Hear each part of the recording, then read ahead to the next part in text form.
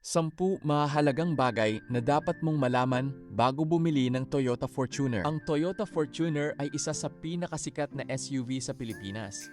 Kilala ito sa tibay, mataas na resale value at pagiging maaasahan. Dahil dito, marami ang agad bumibili nang hindi muna sinusuri ang mga posibleng disadvantages nito. Hindi ibig sabihin na hindi maganda ang Fortuner. Sa katunayan, isa ito sa pinakamahusay na SUV sa market.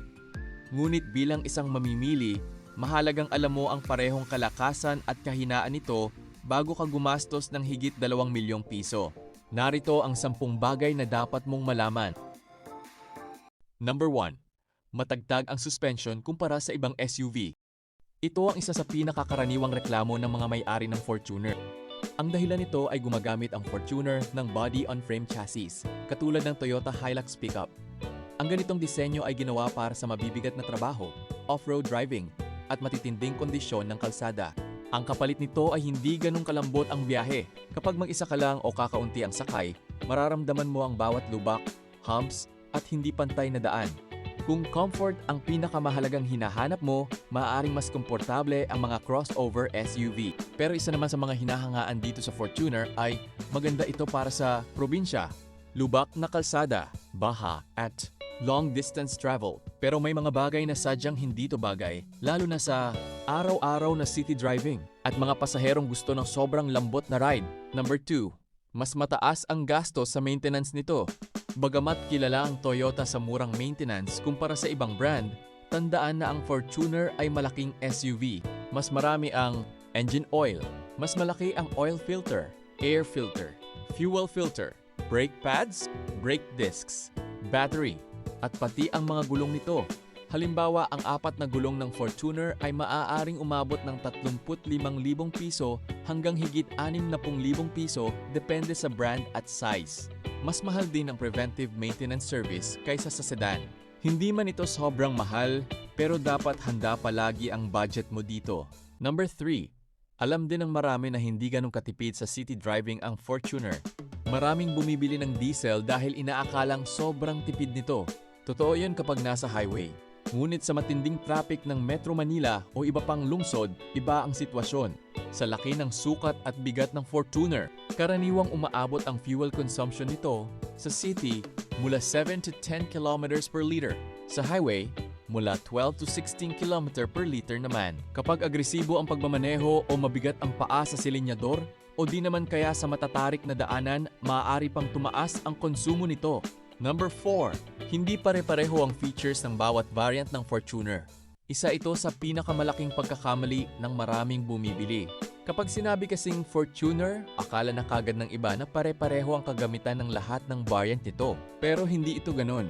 Nakabase pa rin sa presyo ang mga bagay at features ng Fortuner. Kung mas mura, siguradong maraming kulang. Pero kung mas mahal, yun ang talagang kompleto na sa nilalaman. Pero depende pa rin sa klase nito.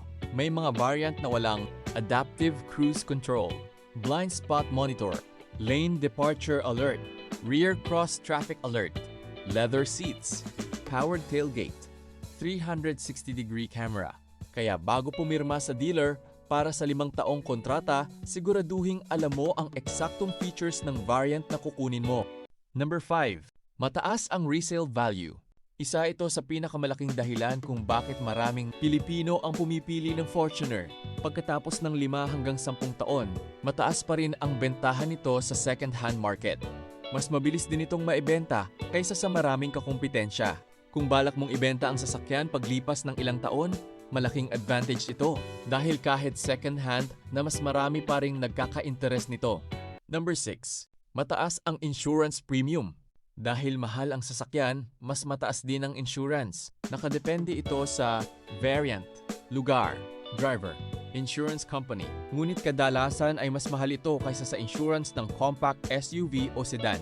Isama ito sa iyong taunang budget para mas makaiwas sa mas malubhang gastusan kapag nagkaroon ng malaking aberya.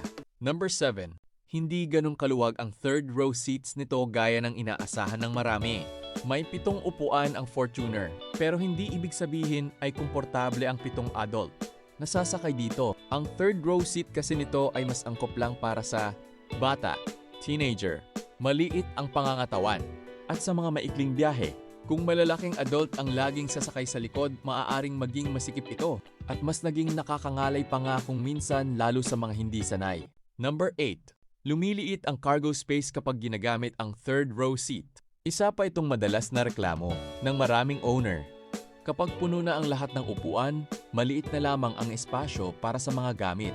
Kung magbabakasyon ng buong pamilya at puno ang 7 upuan, maaaring kulang ang luggage space. Marami ang napipilitang gumamit ng roof box kapag malayo ang biyahe. Pero kahit papaano ang maganda sa Fortuner, may built-in roof rail ang ilang variant nito para ready sa mga ikakabit na roof tray sa itaas. Number 9. Mataas ang ground clearance pero may body roll. Isa ito sa pinakamalaking bentahe ng Fortuner.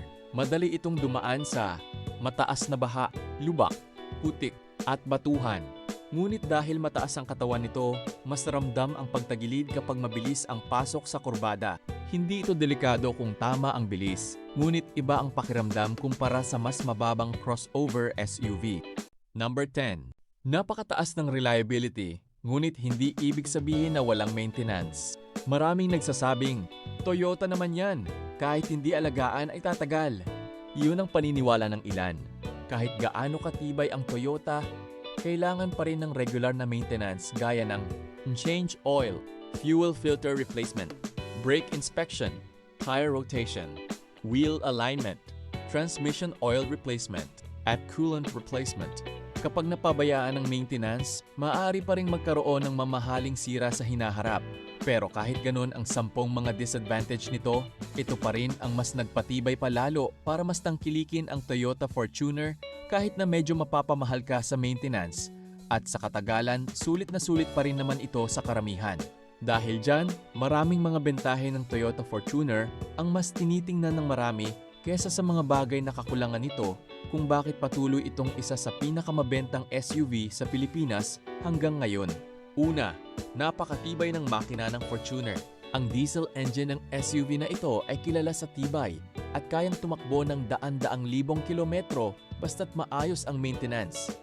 Ibang level ang makina nito kasi talagang hinangaan din sa performance, lalo na sa maluluwang na highway. Pangalawa, mataas ang resale value nito. Hindi agad bumabagsak ang presyo kahit ilang taon na itong ginagamit. Tatak na ng Fortuner na kahit ilang dekada na sa totoong may-ari ay malaki pa rin ang value sa katagalan. Pangatlo, madaling humanap ng pyesa nito. Halos lahat ng auto supply at Toyota dealership ay may available na parts, pati sa aftermarket, kaya hindi ka mahihirapan dahil mas maraming choice lalo na ang Toyota brand. Pang-apat, maraming mekaniko ang marunong gumawa nito. Hindi ka mahihirapan maghanap ng marunong mag-service o mag-repair dahil halos lahat ng mekaniko pinagdadaanan ang Fortuner. Mas kabisado ng marami ang Toyota. Pang-5, maganda sa baha at probinsya. Isa talaga ito sa maaasahan sa mga kondisyong hindi kaya ng maliit na sasakyan. Dahil sa mataas nitong ground clearance, mas kampante ito sa mga kalsadang may lubak o baha. Kaya naman isa rin ito sa naging dahilan kung bakit mas gusto ng marami itong Fortuner. Pang-6, malakas ang makina. Kahit puno ang sakay at may mga bagahe, sapat ang lakas nito para sa paakyat na kalsada at long-distance travel. Ang Fortuner ay isa din sa pinakamabilis na SUV sa mid-size category. Malakas ang hatak nito, kaya nga number 1 ito sa merkado. Kaya kung magtatanong ka kung sulit ba talagang bumili ng Toyota Fortuner, ang sagot ay sulit ito kung madalas kang bumiyahe sa probinsya. Kailangan mo ng matibay na family SUV. Gusto mo ng sasakyang may mataas na resale value at mahalaga sa iyo ang reliability at madaling maintenance. Pero maaaring hindi naman ito maging isa sa pinakamahusay kung mas gusto mo ang napakalambot na ride. Yung tipong puro city driving lang ang gamit. Madalas kang bumiyahe ng 7 adult ang sakay. At panghuli, kung pinakamahalaga sa iyo ang mababang konsumo ng krudo sa traffic, hindi mainam magmay-ari ng Toyota Fortuner kung ayaw mo sa mga disadvantage nito. Mas mahalagang tandaan na kadalasang ang nagpapaganda sa sasakyan ay kung paano mo ini-enjoy ang magkaroon nito kaysa isipin ang mga bagay na kakulangan nito. Well, pag-usapan naman natin ang presyo. Sa Pilipinas, ang Toyota Fortuner ay mabibili mo mula sa halagang 1,775,000 para sa pinaka mababang klase nito hanggang sa 2,626,000 naman para sa pinakamataas na klase nito. Sa huli, ang Toyota Fortuner ay nananatiling isa sa pinakamahusay na SUV sa Pilipinas dahil sa tibay, reliability, malakas na makina, at mataas na resale value. Gayunpaman, hindi ito perpekto. Ang matagtag na suspension, mas mataas na maintenance cost, limitadong cargo space kapag ginagamit ang third row, at mas mataas na fuel consumption sa city driving ay ilan sa mga bagay na dapat isaalang-alang bago bumili. Kung ang iyong pangangailangan ay isang matibay, pangmatagalan, at maaasahang SUV para sa pamilya at pang-araw-araw na biyahe, malaking posibilidad na magiging sulit ang Toyota Fortuner para sa iyo. Ang pinakamahalaga ay pumili ng tamang variant at tiyaking pasok ito sa iyong budget at paraan ng paggamit. At para sa iba pang mahahalagang detalye at tips na gusto nyo pang malaman, siguraduhin nakasubscribe na kayo sa ating channel. Huwag nyo rin kalimutang pindutin ang notification bell para laging updated sa mga bago nating car reviews, maintenance tips at mga usaping sasakyan. Kita-kits sa susunod na video.